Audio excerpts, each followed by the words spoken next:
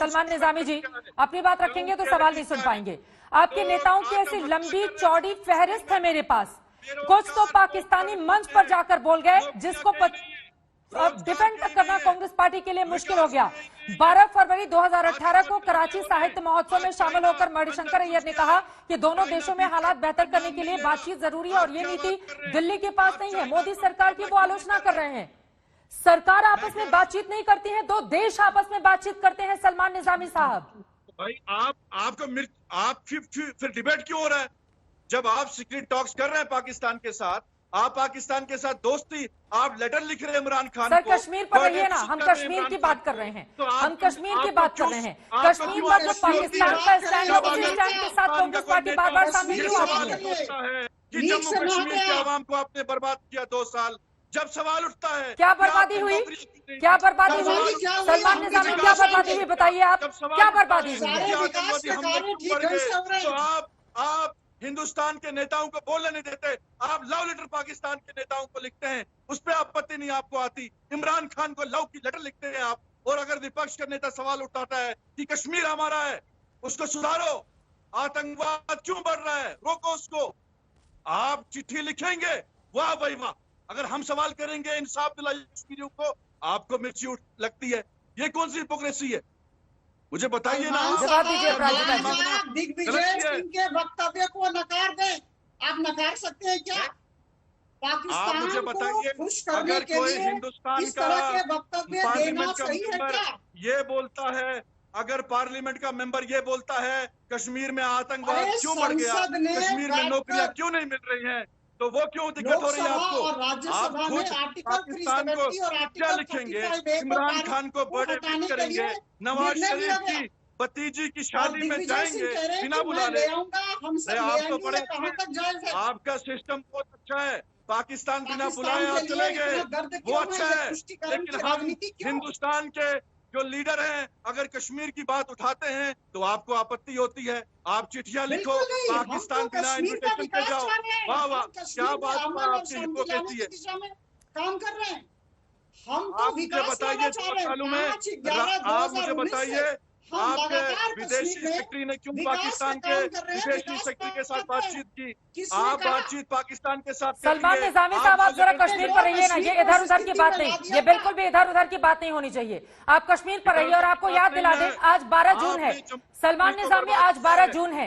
Emergency की बुनियाद आज ही रखी गई थी सलमान निजामी, और कश्मीर के संदर्भ में आपके नेता कहते हैं कि वहां पर लोकतंत्र को फॉलो नहीं किया गया, वहां पर इंसानियत को जिंदा नहीं रखा गया। बार बार इस तरह के बड़बोले बयान जिससे पाकिस्तान को दूसरी जगहों पर फायदा हो, यूनाइटेड नेशन और दूसरी जगहों पर जाकर वो भारत के स्टैंड को गलत तरीके से रखे, इस तरह का बयान देने का हक है क्या आप लोगों को? नफरत है तो मोदी जी ने चिट्ठी क्यों लिखी इमरान खान को बर्थडे विश? अरे आप मेन रहिए ना कश्मीर पर, आपके नेताओं ने जो कहा है बताइए ना। कश्मीर के ठीक है, संगीत रागी भी हमारे साथ जुड़ चुके हैं। संगीत रागी जी 1.5 मिनट तक जल्दी से अपनी बात रख दीजिए, फिर बाकी लोग। ठीक है सर, समझ गए मैं आपकी बात। आपको समझ में नहीं आ रहा कि अपने नेताओं को कैसे डिफेंड करना है, ठीक है ना? मैं समझ गई सलमान निजामी आपकी बात। संगीत रागी, दिग्विजय सिंह ने जो कहा है उस पर क्या है स्टैंड आपका? लौट रही हूँ सलमान निजामी जी, हमें डिफेंड नहीं करना आता है, ठीक है? अच्छी तरह बीजेपी को डिफेंड कर रही है बैठ के। सलमान निजामी, यहाँ पर बहस कश्मीर पर है, एंकर पर नहीं है, ठीक है? अब आप शांत रहिए। संगीत रागी, आप भी तो, आप कश्मीर में ट्रेवल किया आपने, सच्चाई आपको मालूम है मुझसे ज्यादा। आप बताइए, आपने बोला था आतंकवाद खत्म होगा 300। सर मुझे सच्चाई मालूम है, इसीलिए कह रही हूँ कि विकास की ऐसी बहुत सारी परियोजनाएं हैं जिसको लेकर वहां पर एलजी मनोज सिन्हा आगे बढ़ रहे हैं, और अगर आपको सुनना है तो बताइए, मैं लिस्ट आपको सुना देती हूँ। संगीत रागी, ठीक है सलमान निजामी, संगीत रागी। चित्रा जी, मुझे लगता है कि भारत के स्वतंत्रता के पश्चात के इतिहास में वो दिन जिस दिन 370 खत्म किया गया, वह एक स्वर्णिम अक्षरों में लिखा जाने वाला दिन था। भारत का संपूर्ण एकीकरण उस दिन हुआ था।